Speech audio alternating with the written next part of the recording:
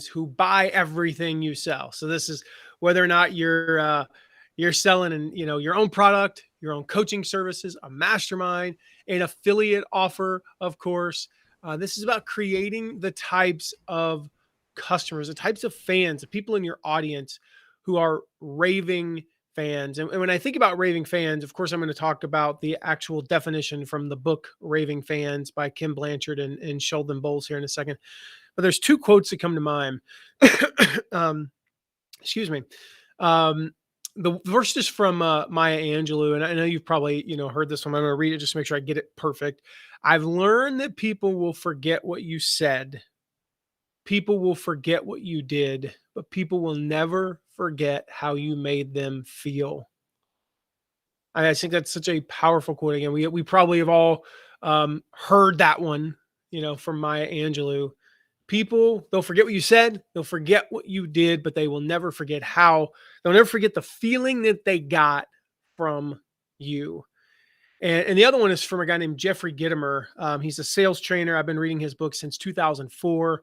One of the best books I ever read was I think it's a Little Red Book of Selling. I probably read it from 2004 to 2008, probably read it about 15 to 20 times. But there's another book he wrote. Let me see if it's over here. I think it's over in my office. But the book is actually, I forget the title of the book, but it's about customer service. He said that customer satisfaction is worthless. Customer loyalty is priceless. And I just think those are two powerful quotes when we think about creating raving fans. So first of all, I want to welcome Robbie Miles. Robbie Miles is off camera right now, in part because I think in part because his little one.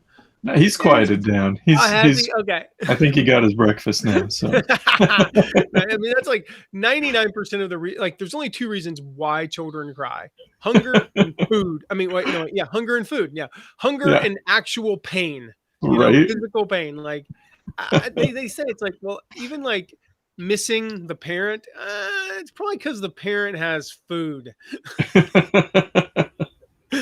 So, well, welcome, Robbie. I'm excited to talk about this because, having these raving fans, not just satisfied customers, is really what it's all about. And this comes from the book.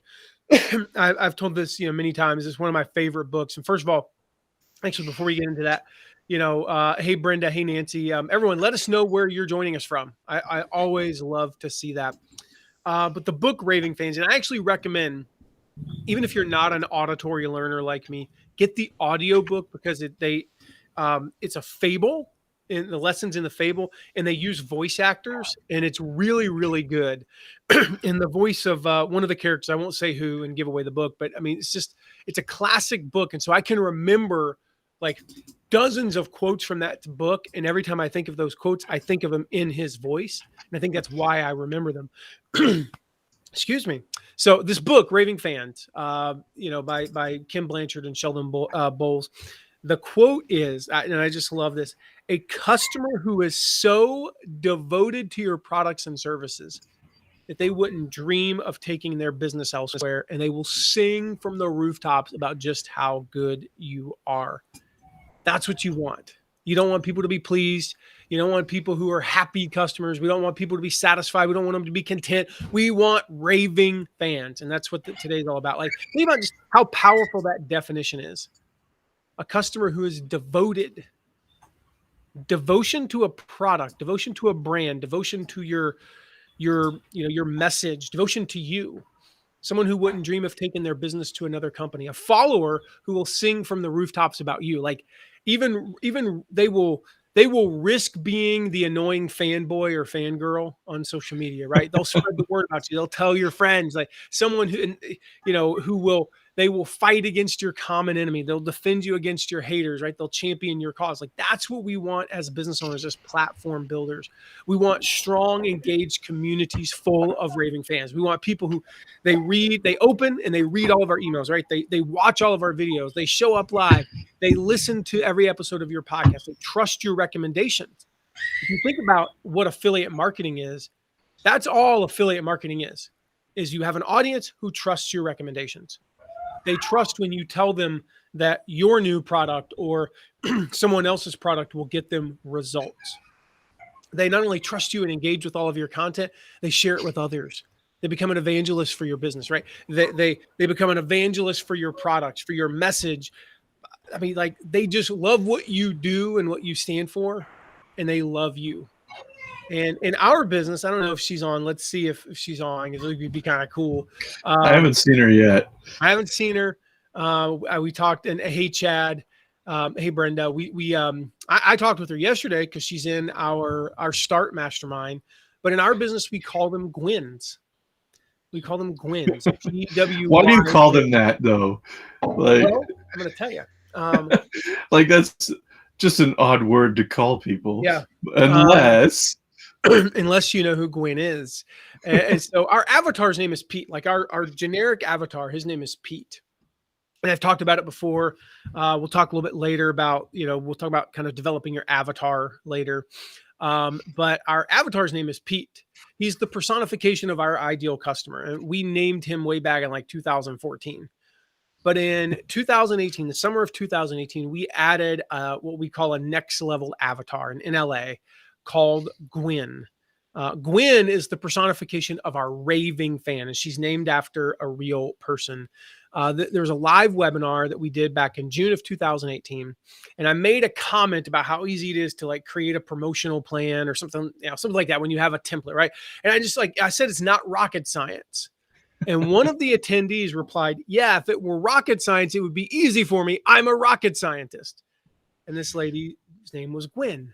Now, come to find out, she literally was a rocket science, right? She had authored and published, like, it was a well-known, at least in the in the rocket scientist community, this was a well-known, white paper, whatever those are called, like, published paper, peer-reviewed type thing, explaining how astronauts could actually recycle and reuse their own urine. In other words, they could drink their own pee.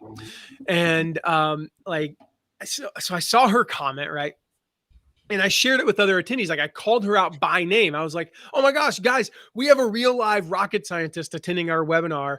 Like, to my knowledge, this is the first and only time I've had a rocket scientist attend one of my trainings. And so I thought it was pretty cool, And so this person, Gwen, went on to sign up for the course that, we were selling there on the webinar, No Product, No Problem.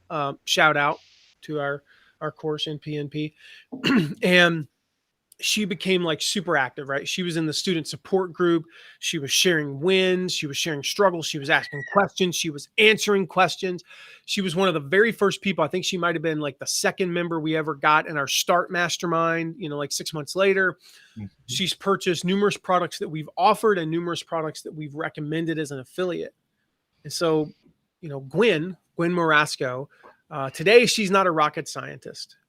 She's still significantly smarter than me, but she's actually a high performance coach, and she helps.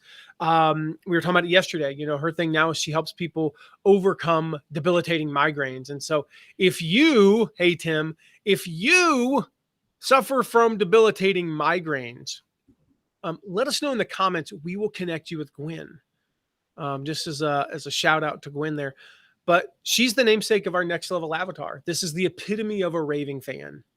And so our followers, they come to me as Pete's. And it's our job to serve them and nurture them and turn them into Gwens. And so we're always on the lookout for potential Gwens. And we have some of you are Gwens, even though your name might be Tim. Even though your name might be Chad, you're a Gwen. That's the name of our next level avatar. So how do you get your followers to love you? How do you take them from that casual follower to raving fan? How do you turn them into your own Gwens? Well, I'm going to share 15 ways. Guys, this is going to be like a super deep lesson today. I'm going to share 15 ways to get your audience to love you. These are very specific ways. These are not generalities. These are not theories, right?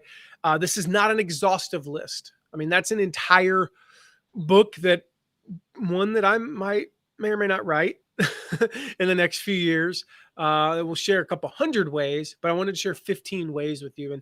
And just think of this as like a way, it's a starting point, right? If you execute these 15 things, you're going to be well on your way to creating raving fans. You're going to be well on your way to creating people who literally buy everything you offer or recommend. So it's just meant to get your creative juices flowing.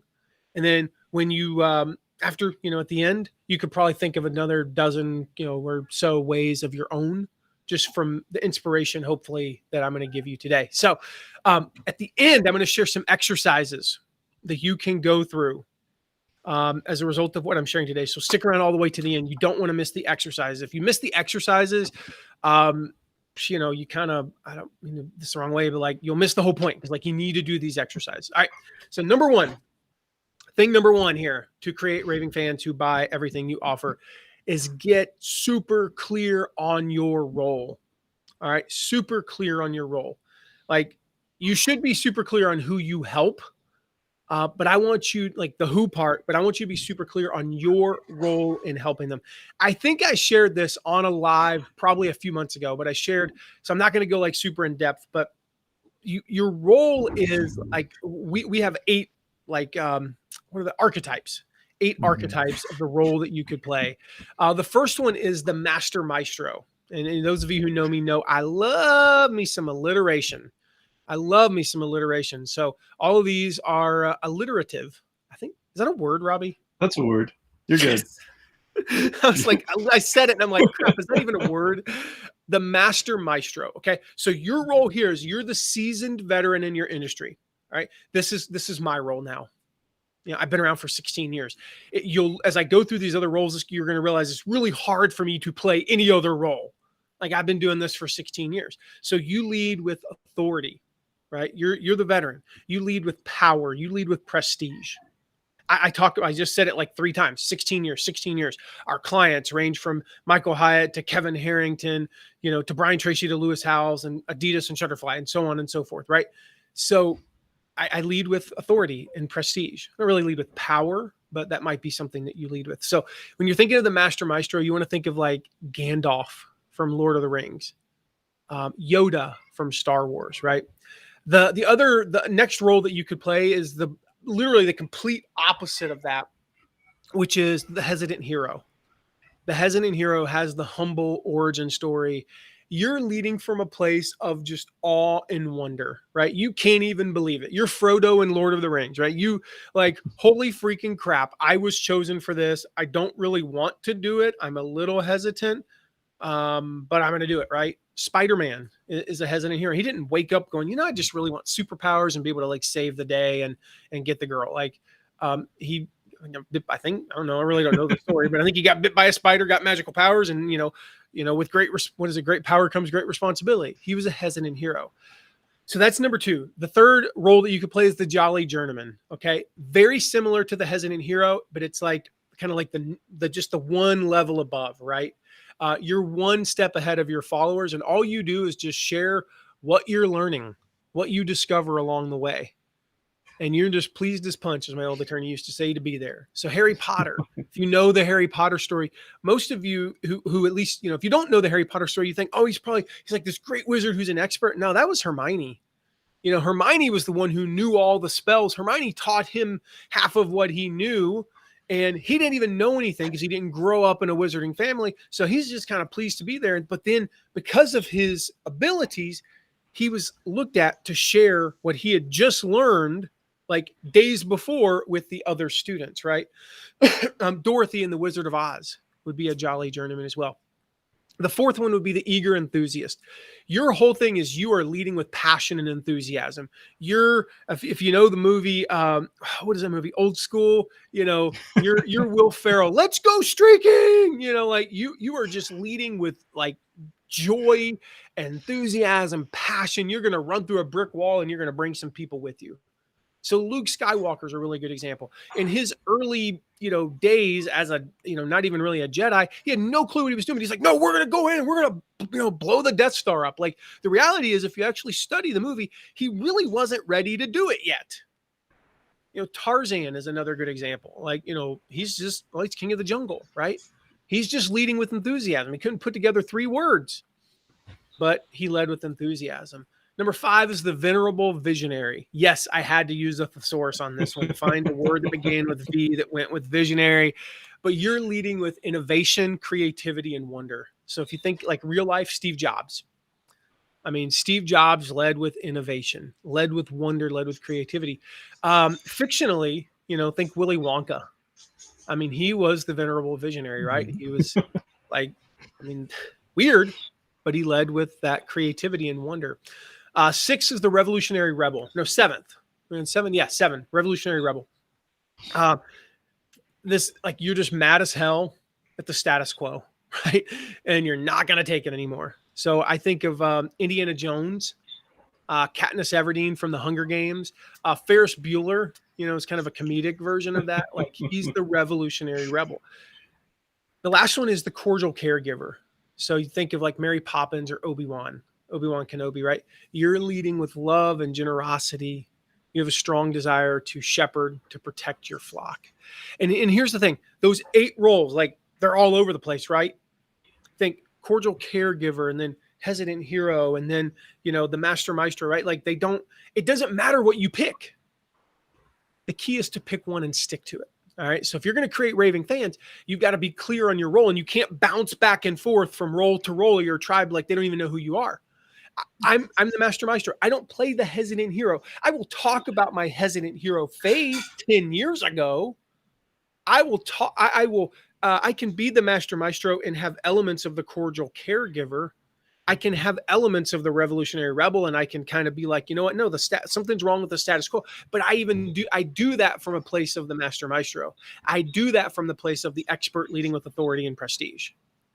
I don't just come out and be like, I'm going to go against the establishment. No, I am the establishment. So when I go against the establishment, my objective is to take the establishment in a new direction. So you can't be the hesitant hero and then be the master maestro. That makes no sense, right?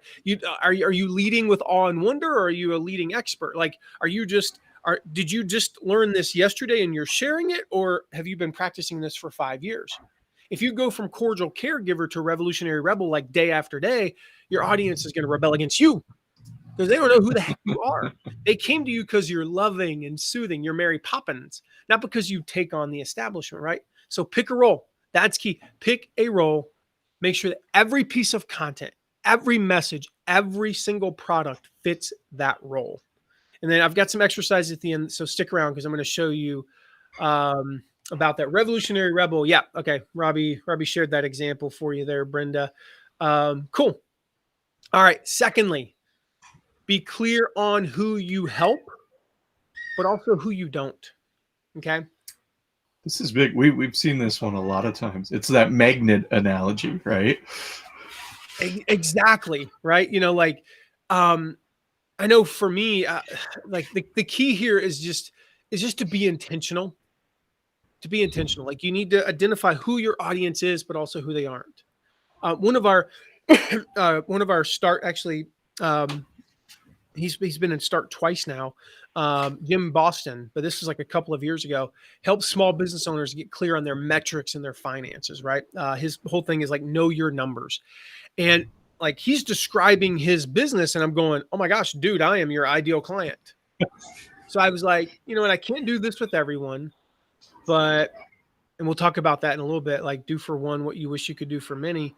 But I was like, hey, dude, I'm willing to do like a 30-minute interview with you where you interview me. This is called an ideal client avatar interview. All right. And, learn what drives me, learn what works, what struggles I have and things like that. As we did the interview, he actually discovered that I am not his ideal avatar. I was further along than his ideal avatar. I fit every demographic profile he could think of: size of company, revenue, number of employees. But my knowledge of our numbers and finances, surprisingly, was beyond that of who he really wanted to help. And so he was like, at best, I can help you improve like 20%. And I'm like, he's a typical entrepreneur. He's like, I don't have any desire to help somebody improve by 20%. I want to help somebody grow by 5 or 10, 10x. Yeah. So he wanted to like transform businesses and lives. And what that interview did was helped him get clear about who he helps and who he does not help. Yeah. All right. So you got clear on who you do help. Get even clearer on who you don't help. Like, start ruling people out. That'll help you create those raving fans among the people who remain. If you're interested in creating an avatar, by the way, and like really learning how to create that ideal customer avatar, check out our List Launch Challenge. You can check that out at listlaunchchallenge.com. One of the pre-trainings before you even get into the training on how to grow your email list is all about creating your avatar. And I'm totally bragging. I have been told multiple times that I could share multiple emails about it. People have said, like, I've invested in hundreds of dollars in training to learn my avatar. This 15 to 20-minute video is the best thing I've ever seen. It also comes with a guide. It walks you through. So you're not going to spend 15 or 20 minutes. Like, you're going to, if you really actually do the exercises, you'll spend a couple of hours creating your avatar, but it walks you through there. So check out listlaunchchallenge.com for that. All right. The third thing you need to do to create raving fans is you need to know your flock. A good shepherd knows their sheep, right? And you should get to know individual audience members as much as practically possible. I know, like, I see on here, Chad and Tim. Chad and Tim, um, we text, right? They text me. You can text me, by the way, at 260-217-4619. 260-217-4619. And Tim and Chad and I, we've exchanged. I mean, Chad and I were just texting yesterday, I think. I can't do that with 5,000 people, but I can do that with some people, and I get to know them, right? When we launched we launched No Product, No Problem the very first time. Actually, it was the second time we launched, but the first time was kind of a beta launch. And I go back, like, I actually, I don't know if Robbie, if I told you this, but I found the sales video from 2017 or 16. Oh my gosh, it's so painful. Isn't it? Oh my gosh, I was so awkward, and the script was so dumb. Like, the things I said were terrible, and the video, like, it just kept going. It kept, like, pulsing, and, like, the quality of the video was like 540, I think. The audio quality, like, it was like one moment I'm right here, like, the audio quality is here, and then the next moment I'm like over here. As far as, like, it's not, but, like, the mic didn't move, but the quality was terrible. And I'm like, oh my gosh. But when we really, really launched in 2018, we created 3 highly produced videos as our pre-launch content, like, between scripting, between outlining, scripting, formatting, recording, and editing. I'm talking, we probably spent 200 hours on these videos, right? They were great. I mean, I look at these videos, and aside of the fact that I weighed like 50 pounds more, I'm so proud of those videos. I mean, they're beautiful. They were shot in 4K, and audio quality was great. Everything was just amazing, right? Only one problem: they didn't connect me with the viewers. That somebody could watch them on their own time at their convenience, which kind of seems like an advantage, right? But turned out to be a huge problem. And then the next year, we hosted speaking of List Launch Challenge, we hosted it for the very first time, and we did it live, and we had like hundreds of people who got on and joined us. And one of the things that I noticed was, at the end of the No Product, No Problem workshop, and then at the end of the List Launch Challenge, I knew maybe 15 people from the NPNP launch, one of whom was Gwen. At the end of the List Launch Challenge, I knew like 200 people, even though there were more people in the No Product, No Problem launch. And so, like, it was just, what the? Somebody must have dumped out a toy bin upstairs. I'm like, is your house falling apart? Archetypes. There's a big bad wolf outside. Oh my gosh, that's so awesome. Where's I going with that? Oh yeah, some of my biggest raving fans came from List Launch Challenge. Thing is, get to know your people, right? Know their names, remember past comments, call them out from time to time, just like I did with Chad. I will ask you. You guys will see me do this. Like, I'll see somebody on there whose name, I might not be sure of. Nobody on here right now that I don't know how to pronounce, their name. But, like, every now and again, I'm trying to think of an example. But, like, oh yeah, Gary, Gerry. Is it Gary? Is it Jerry? I don't know. I really don't know. Well, I said, how do you pronounce your name? And so the next time I was like, what's up, Gary? And he was like, cool, you remembered how to pronounce my name. If you give them a tip, Like, you guys, if you have questions, drop them in the chat. When I answer your question, one of the things I can't always do, but I try to do as much as possible. I actually don't have usually I keep a journal right here anytime I'm talking. If I answer your question, I'll put a note and say like Chad, 25 minutes. And I'll go back real quick or have my assistant go back real quick and watch that to say, okay, what was the question you asked and the answer that I gave you? I will follow up with you and just see, hey, remember that tip I gave you a couple weeks ago on the live? How'd that work out for you? So know your flock and they will bring others into it. That's the thing. Number 4, you want to make it about them. Make it not about you. Make it about them, not about you. Most platform builders are self-centered. All right. My domain name is mattmcwilliams.com. How much more self-centered could I possibly be? But the reality is that, like, you need your own personal stories. They have to, this is tough to do, right? Your own personal stories must put your avatar in the place of you. All right. They must be able to picture themselves going through the same struggle as you went through. And so you have to make sure that your stories serve only to demonstrate that you understand what's going on in their world, right? Most people, like people who are like them, right? So speak their language, right? When you speak their language, use the exact words and phrases that they use to describe their problem. This is one of the reasons we do surveys, right? Yep. Is we get the exact struggles. Like, we ask that question, like, what are you struggling with right now? And we get the exact words that they use. That way we can address the questions in the words that they use.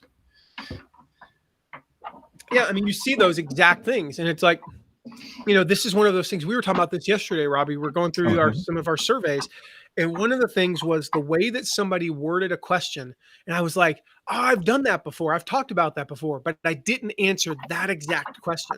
So I'm going to talk about pretty much the same thing, just answering the exact question in their exact words. One way to do the 5th thing that we're going to talk about, right? Listen to them. Listen to them. People want to know that you are listening to them. They want to feel heard. And being heard means being responded to. And so, I mentioned, the interviews that James Boston did. I do these periodically. I don't do them nearly as much as I used to because I have a pretty good understanding of my audience. But periodically, interview a few members of your tribe. Pay attention to the specific words that they use, the phrases they use. So a good example of that, internally, when we talk about identifying and signing up affiliates, we call it recruiting affiliates. We talk all the time about recruiting affiliates. That's fine that we use that internally, but almost no one that we talked to or who emailed us or left comments or asked questions about growing their affiliate program used the phrase recruiting affiliates. They asked, how do I find affiliates? Or where can I find affiliates? So we changed our external language, the one that we use. If you go look at some old content, you'll notice that it says, like, how do you recruit affiliates, or recruiting affiliates 101, things like that, right? Mm-hmm. But now it all talks about finding affiliates or find affiliates. Like our course, our flagship course is called Find Affiliates Now. The name says it all. If we had called it the affiliate recruitment formula, no one would buy it because that name means nobody's searching for that either. Like, exactly. There's a little bit of SEO in here. When you listen to people, you're using the words that when they go sit at their computer and search, what terms are they using? Yep. It's going to help you find those fans. That way you can recruit them. You can recruit them. Yeah. That is too funny. Just listen to your audience, right? Respond to their needs, use their language. And then number 6, deliver more than you promise. All right. You know what your audience wants. You can speak their language, deliver just a little bit more than you promise, give more value than expected. One of my favorite books, and I don't think I have it over here either. Nope. But it's It's one of the nicest books that I've ever received. Actually, somebody sent it to me as a gift, and it came in like a leather bag, and like it was really, really cool. It's called Giftology by John Ruhlin, and he talks about this concept of surprise and delight. Surprise them with just a little bit extra, unexpected bonus that delights them, right? So surprise and delight. So if you offer a PDF download, give them a 5-minute screencast video walking through how to use the PDF. Like, this bonus doesn't have to be like some massive undertaking, right? It's actually very simple to surprise and delight your followers. Just a little small effort. If you offer 5 calls, give them a 6th bonus call that you announce at the end of the 5th. If you promise to deliver 7 strategies, give them 8. You know, part of this is like, if you've ever been through List Launch Challenge, well, in List Launch Challenge, one of the things that we talk about is how to create a lead magnet. And I share that, you know, you want to use a number. We teach a formula in there. And the number that you want to use in your lead magnet should be like 3, 5, 7, 10, 15, 17. You know, typically an odd number. 21 works really well. You want it to be an odd number or the number 10. Well, what if you've got 12? So what you do is you advertise 10, you do 10 ways to start an urban garden, right? Or something like that. And then you just give them 2 bonus ones. You know, as people struggle, they're like, well, I've got 8. Cool. Advertise 7 because that's going to convert better. And then give them a bonus one. That's easy. You got 9, they get 2 bonuses. Super easy, right? If you offer to host a 1-hour lesson, stay on for 15 minutes extra and do Q&A. If you promise that we do this in our membership, not as, quite frankly, as often as I'd like to. I'd like to do it maybe once more a year. But we add an extra piece of content, periodically, right? Continually offer just a little bit more than you promised, right? It doesn't have to take forever. It doesn't have to be massively complicated, but it can make a huge difference and create raving fans who buy everything you ever sell. So again, if you're interested in List Launch Challenge, like I mentioned, check that out at listlaunchchallenge.com. All right, number 7, I touched on this earlier, right? Do for one what you wish you could do for everyone, all right? Most of the stuff I've talked about so far, they're quote unquote unscalable, right? You cannot interview everyone who subscribes to your list. When you have 1,000 people on your list, you can't interview them all. You can't do a one-on-one call with everyone who joins your membership site. You can't personally answer every single question that your audience answers, but you can do for one what you wish you could do for everyone. There's a pastor down in Georgia named Andy Stanley who, he has a leadership podcast. And I heard about this like 12 years ago, and it goes against the fundamental advice that we are indoctrinated in as children, that if you can't do something for everyone, you better not do it for anyone. Like, if you don't give anyone candy, don't bring candy if you can't bring enough for everyone. Well, why can't I just bring it for a couple of kids? If I let you do it, I'll have to let everyone do it. If you can't go to the bathroom right now, because then everyone would have to go. No, not everyone has as small of a bladder as I do, Mrs. That's a real thing. Like, I have a small bladder, but if you think about that, like, well, if I adopt one orphan, I'll have to adopt them all.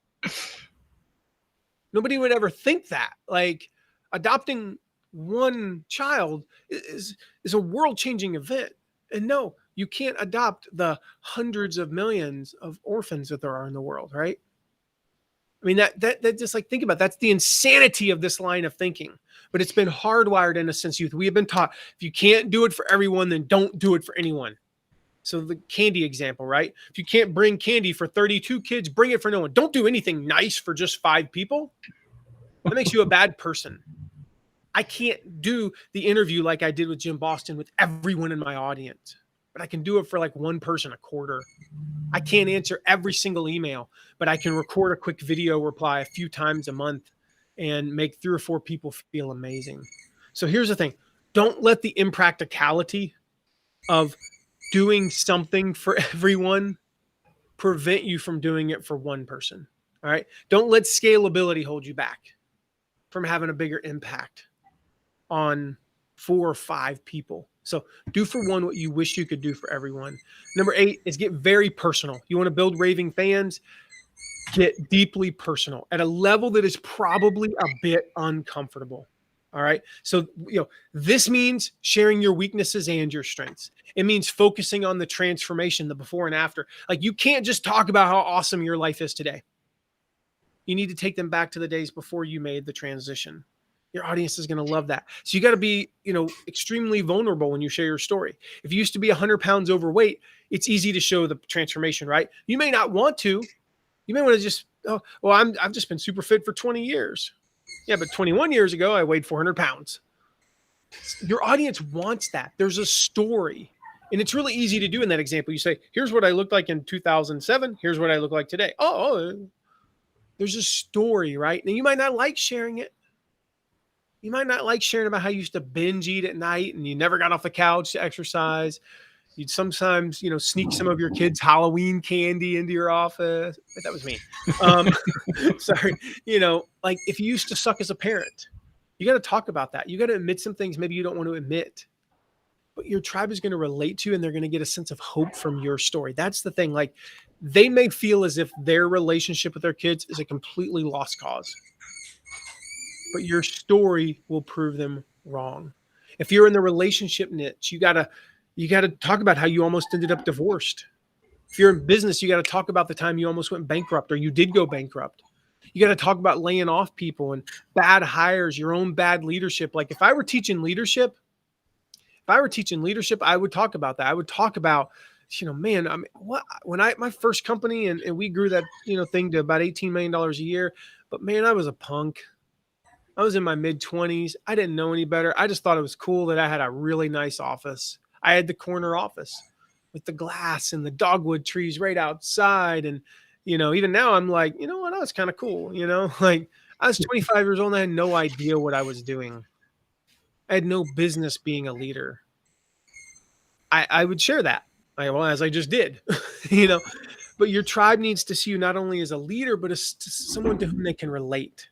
So if you think you're getting personal in your messaging, turn it up a notch or three. Number 9 is you got to practice what we call radical transparency. Radical transparency. Now, this might kind of sound like, okay, this is just adding one thing. That's just being personal. Being personal is about sharing your life with the world. It's about being yourself, being vulnerable. Transparency is about being candid, honest, and ethical. Okay. So this is like what's going on right now. Customers love it. Love it when brands are transparent. Yeah. All right. They love it. Even if that transparency is negative, it's like, wow, we didn't have to share that, but we did.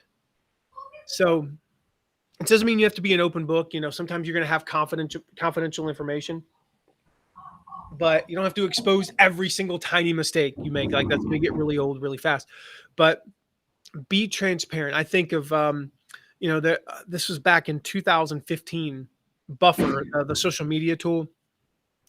They had a post. Let me pull it up here.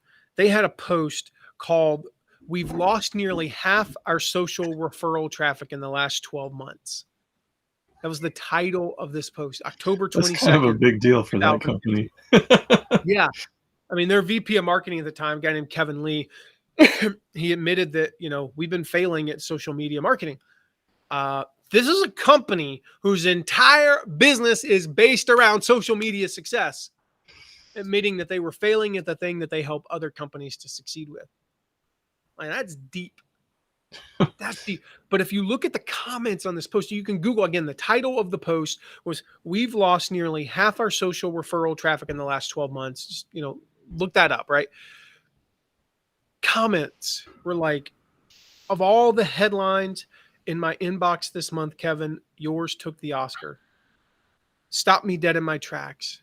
He said, and then the guy went on, "It's not only informative and insightful, but sheer genius. I'll tweet it today to my 134,000 closest friends on Twitter."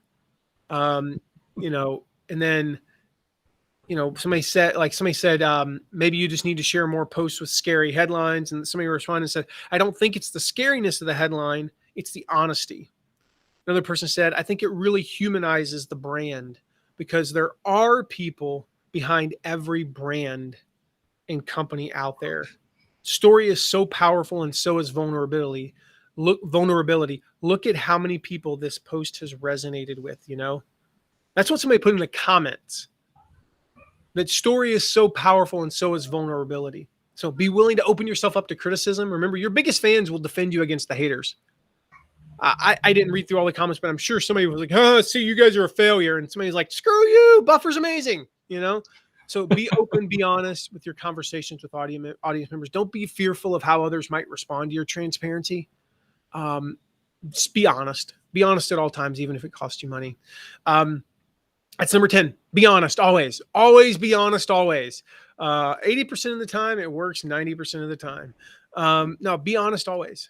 What is it? Yeah. 100% of the time it works every time, or something like that. Brian Fintana from Anchorman. Anyway, like, the thing is, there's a narrative out there. This is not a political statement, even though it kind of is. But there is a narrative out there in the media, and like, business people are greedy. Business people are dishonest. They will stop at nothing to get ahead. The reality is, the overwhelming majority, I mean 99.99% of successful business owners are honest, even if it costs them money.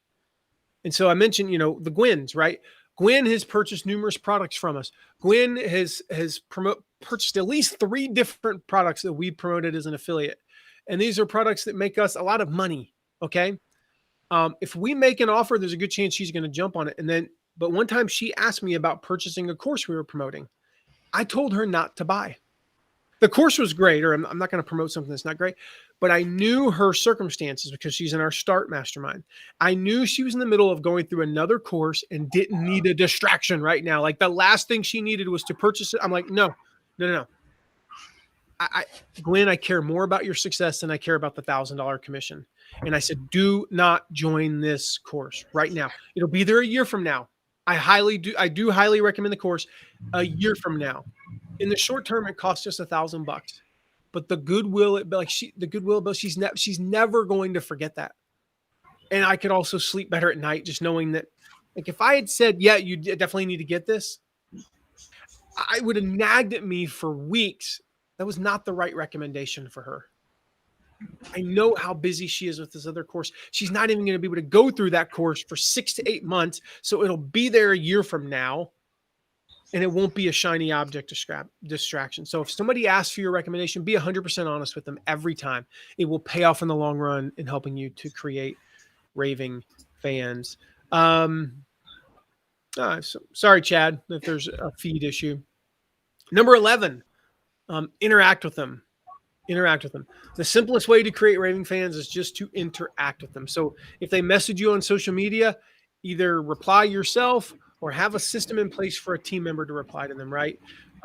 Honestly, most people don't get a ton of social media messages when they're first starting out. So just reply, document your replies so that you can share them with, like, an assistant an assistant, in the future.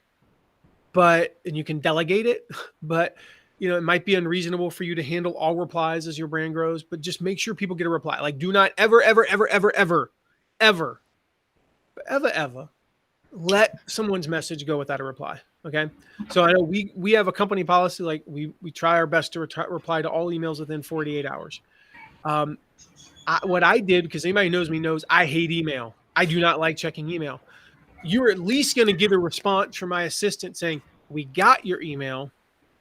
I've informed Matt about it, and he sucks at checking email, so it might be a week. Like, there you go. If, one of the things that I do is I record screencasts. So I'll get like 5 or 6 emails a day that come to me, and I record a screencast talking through the email. And I'm doing 2 things. Number 1, I'm giving my assistant Kevin the script. So it really is me responding. It's just I'm not the one typing the email. Not that you care whether I'm the one who types it or not. But it's me, because I don't like typing. I don't like writing emails. But I can jump on my phone and record a 10-minute video, or I can jump on Loom and record a 10-minute video and just send that to Kevin. Secondly, he's learning my thought process. I'm explaining why I answered it this way so that he's able to respond in the future. And that allows things to be quicker and quicker and quicker and quicker. So the key here is just invite interaction, get them to actually interact with you, get them, ask questions of them, invite them to ask questions, solicit dialogue, be responsive. And we talk about all of this in List Launch Challenge as well. We talk about how to grow your email list and get that engagement early on with your email list. So if you want to check that out at listlaunchchallenge.com. Number 12, we got 4 more, guys. 4 more ways to create raving fans who purchase everything you recommend is to do this right here. Number 12 is this right here. Go live. Go live. I feel like, Chad and Nancy, and I see Christopher there and Brenda. I feel like with you, we have kind of an intimate level of connection that we get to learn from each other. We get to learn, from the questions that you ask. So that's why we make it a priority. I go live once a week, Thursdays at 2 p.m. Now, the exceptions are, well, for 3 weeks, I was sick and I did not go live. When I'm on vacation, I do not go live. But I don't know, Robbie, we go live on Facebook and YouTube probably about 42 to 44 times a year for our entire audience. Our entire audience for free. Just think about this too. Think like Twitch and YouTube streams alone make up more viewing time than cable. Like really? All of cable. Oh, yeah. Who watches cable? but it's just crazy. Like you have these gamers, these teenagers that build up these massive followings of people who they'll watch every stream they do, and it's because they're going live. Yep. Go live. If you're not sure what to talk about, here's a little tip I learned from one of my mentors, Don Crowther. We need to tag him. Hey, Don. Deliver the same content you've delivered on other mediums, but deliver it live.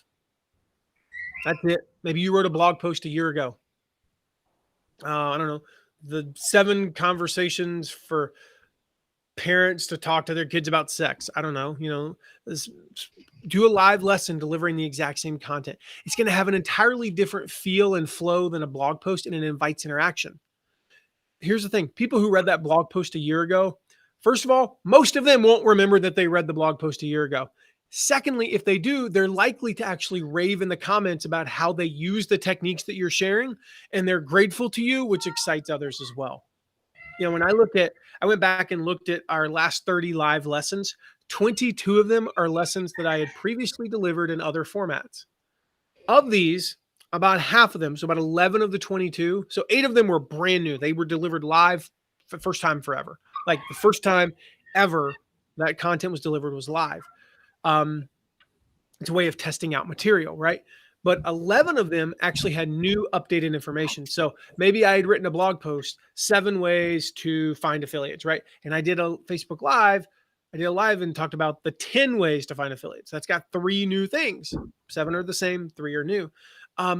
Otherwise, the other 11 of those 22 were basically the exact same information, but delivered live with live interaction. I've never heard a complaint. I've never heard a complaint that they're stale or repetitive or, I've heard this before. Sure, you've heard some of this stuff before. I mentioned earlier the archetypes, right? I've shared that a few months ago, that one little piece, but it made sense to share it today. The concept of, trying to think of an example. Earlier, what was it I was talking about earlier? I was talking about, the story about Buffer. The story about Buffer. I've shared that before. It's not like the first time I've ever shared that story, but fine. It's one easy way to do. Just because you share something once doesn't mean you can never share it again.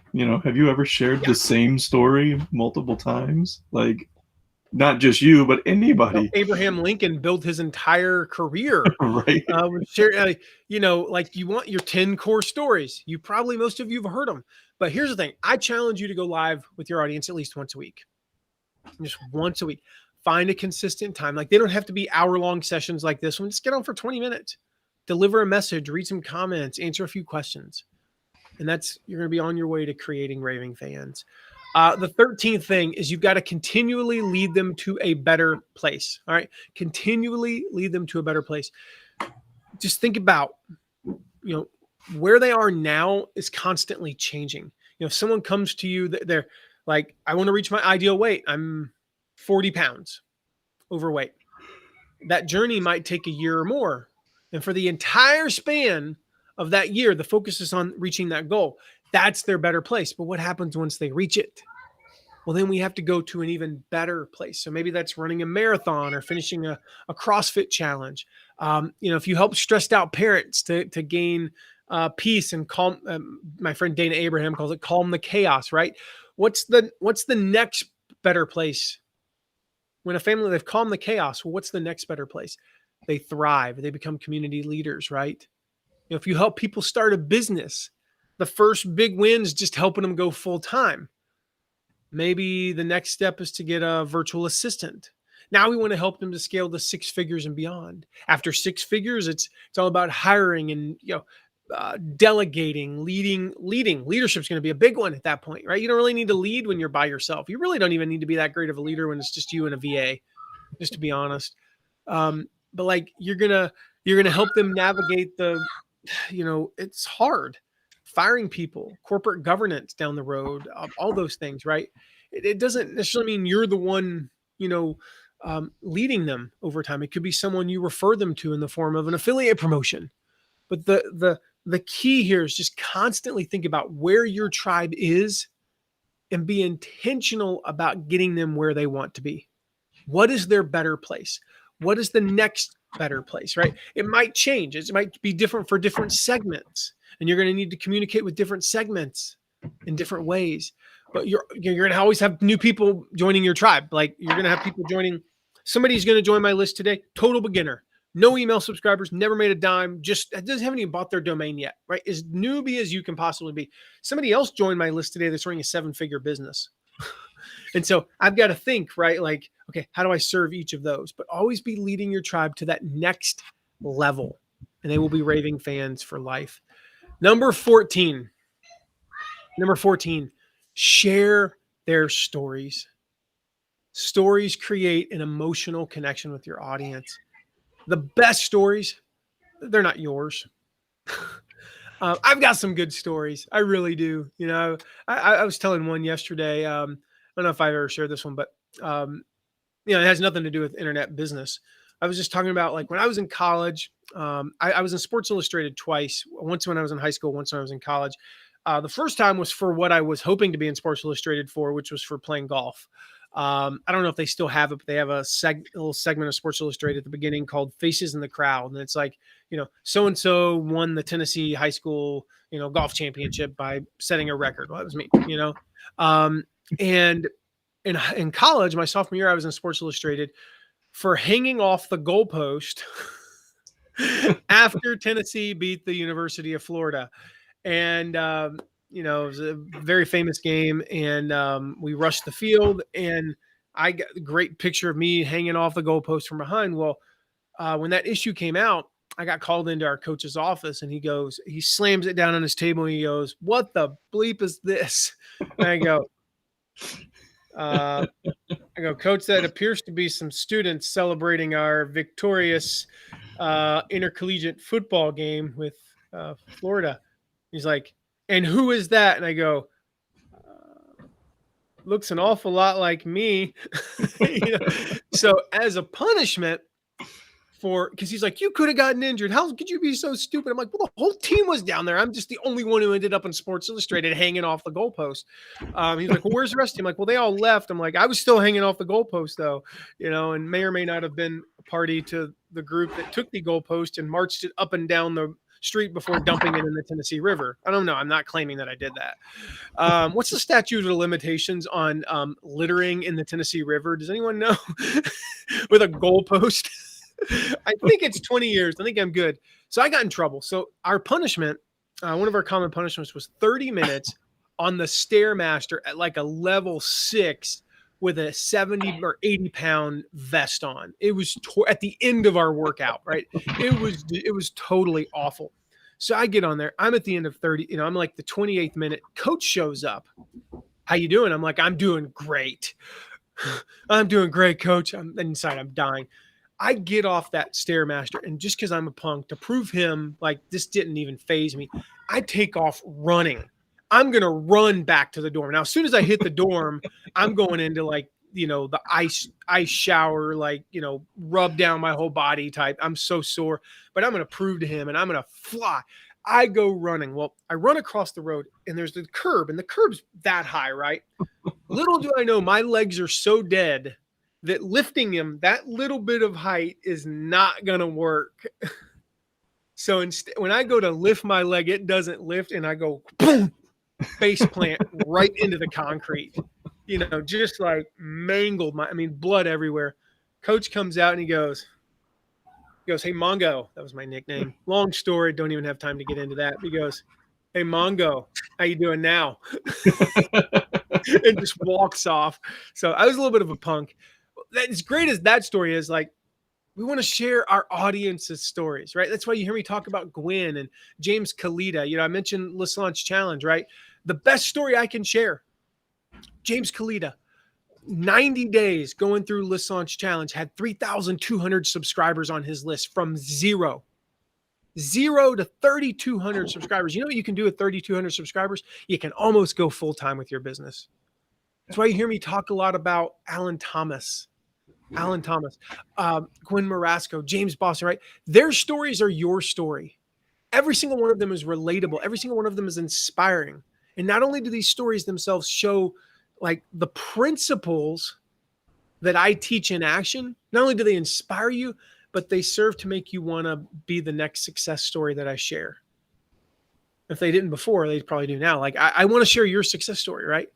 Facts and figures don't resonate with people. Stories do. We are wired as human beings.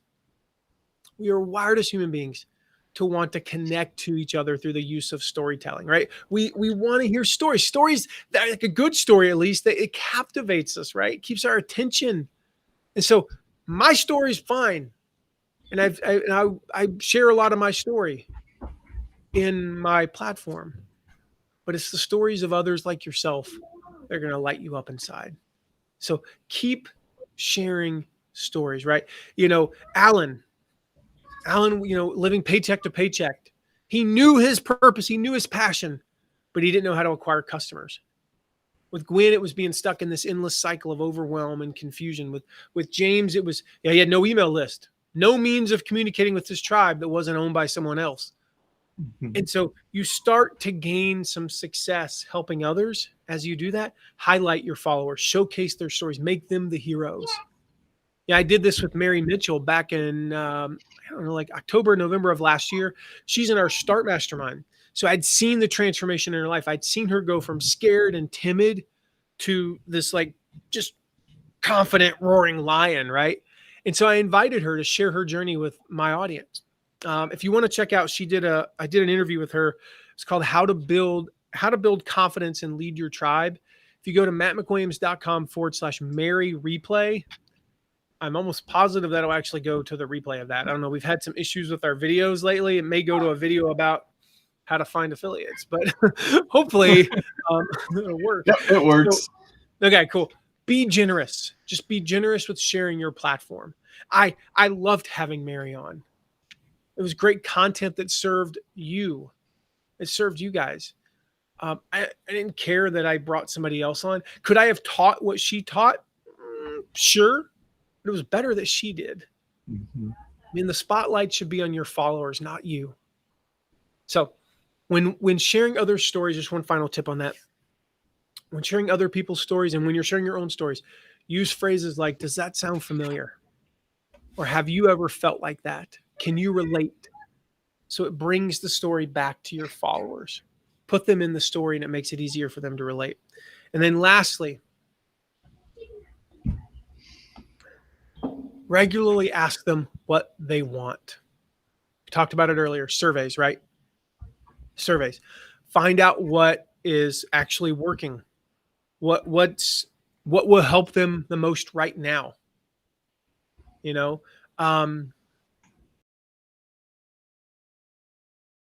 If you want, I'm hoping this link works as well. Robbie, if you can check this out. No, this link doesn't work. It's mattmcwilliams.com / What's our survey at? Robbie, /survey maybe? I think I don't know. so. Robbie's going to find the link to our survey.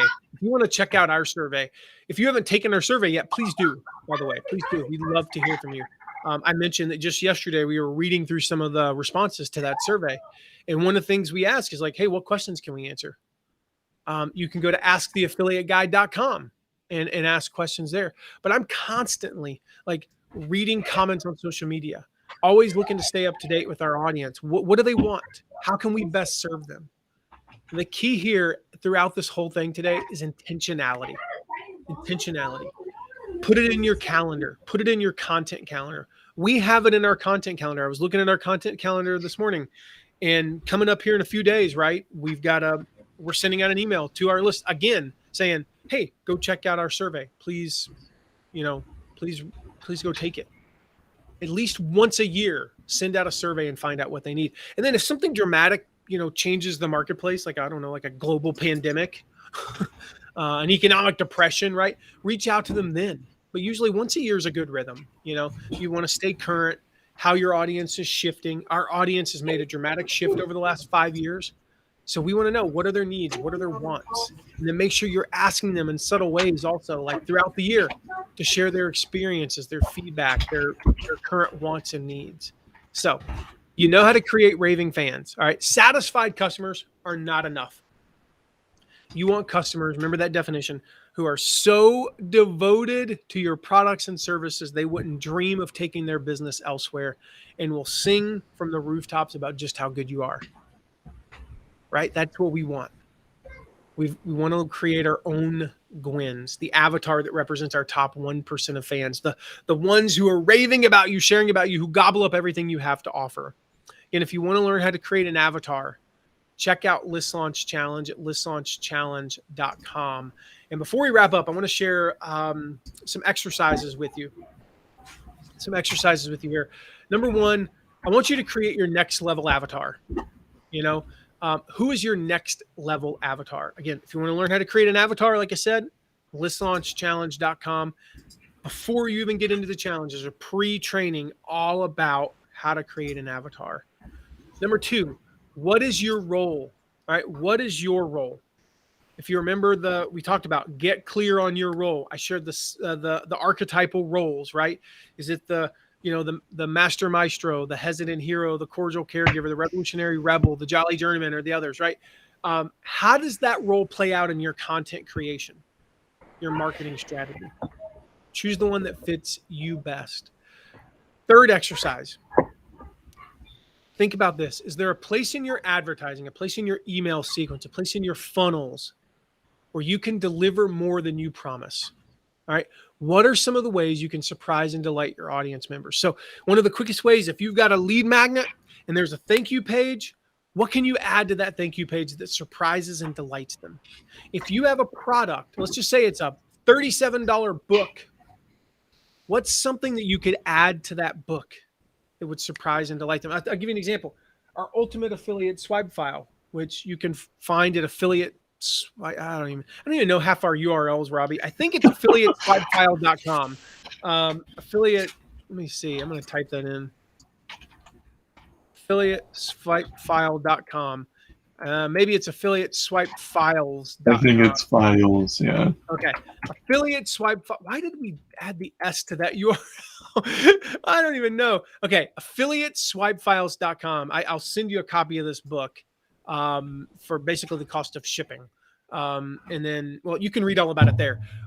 In there, I'm not going to surprise and delight you if I tell you. I'll tell you. Oh, just tell them. Okay, go get it though. Seriously, you want a copy of this? I mean, like this thing is. By the way, if you ever want to know the secret to how you hold up a book like that, you put something like that there. So in here we've got, it's about 200 pages, I believe, 189 pages of some of our best affiliate emails that you can use for your swipe file. In there, you'll see periodically. Again, this is like a total surprise and delight. Watch a video walkthrough of the previous email, and it gives a URL that you go to, and I walk you through that email. Why did I use this word? What was the thinking behind this? How did we, all that stuff, right? I'm giving you the psychology behind the email. So in addition to getting the swipe file, you get like an hour worth of, more than an hour of video content teaching you email copywriting. That's a way you can surprise and delight. So what are some of the ways you can surprise and delight your audience? Number 4 exercise, commit to getting very personal. Practice that radical transparency in your content. So I just want you to think of one way. What's one way you could do that right now? What's just one thing you could do with your audience? Like maybe there's something you've been holding back, a weakness that you've been holding back, and you're going to be transparent with your audience and share that. Number 5, commit to interacting with your audience. Just commit to going live once a week. Just once a week. Just put on your calendar, let's see, roughly 2 weeks from now, I'm going to give you 2 weeks to prepare. I don't want to be unreasonable. But 2 weeks from now, you're going to go live. And you're going to go live the next week and the week after that. Number 6, what does your audience's success path look like? So this goes to, continually lead them to a better place. What's the first milestone? That's great. You need to know that first milestone, but then what's the second? What's the third? What's the fourth? How do they keep redefining success? And then lastly, survey your audience. Robbie dropped that link, mattmcwilliams.com/reader survey. It was back when all I had was readers. That's when that URL was created like so long ago, and we've just kept it the same. So long ago, I didn't have listeners. I didn't have viewers. I just had readers. All I had was a blog. So go to that URL, mattmcwilliams.com. You can use that as a guideline for creating your own survey. But survey your audience. Survey your prospective audience. Okay, I don't have an audience. I don't have a list. Then get on Facebook and say, hey, do I have any parents of, I'm using an example from one of our, clients, Debbie Steinberg-Kuntz. Do I have any parents of exceptionally smart children who have some sort of a learning disability? If so, fill out this survey, please. And that survey is going to look different since they're not already on, in your audience, but you at least get the basics. Like what are your biggest struggles? What questions do you have? How do you like to consume content? Maybe parents of exceptionally smart children with learning disabilities only like to do podcasts because the only time they have to consume content is on their commute. I don't know. Could that be the case? I have no idea. You'd find out from your survey. So there's your 7 exercises. You now know how to create raving fans who buy everything you offer. Guys, if you have any questions, feel free to drop them in the chat and we will, we'll answer those over time. Or you can text me. You can text me at 260-217-4619 anytime, like I mentioned earlier. I can't respond to every single text, I promise you, but I try my best to respond to the overwhelming majority of them. And as like Chad, Chad knows this because I know Chad and I have texted, like I said earlier. Sometimes it takes me a day or 2 to respond. I am not the fastest texter in the world, so I might miss your text, but I will pretty much respond. I don't think I've ever just not responded to somebody. So text me 260-217-4619. And we will see you next week. Robbie, what do we have going on next week on here? I know we're doing something. Next week, you've got Joe Fears joining to talk about podcasts. Yeah. I'm excited about that. So we're going to talk about how to start, grow, scale, and monetize podcasts with Joe next week. He is the leading expert on this, guys. Like he is the guy when Rich Schefren, who is one of the OGs, like Rich has been around for 20 years, 25 years in the online marketing world. When Rich was starting a podcast and wanted to know, how to do all this, he got Joe. That's how I actually got to meet Joe, Joe and Matt Wolf. They got an amazing podcast and the Hustle and Flowchart podcast, and they're just amazing guys. So Joe's going to come on because Matt couldn't make it, but Joe's going to be on to teach you guys how to start. And if you already have one, how to grow, scale, and monetize your podcast.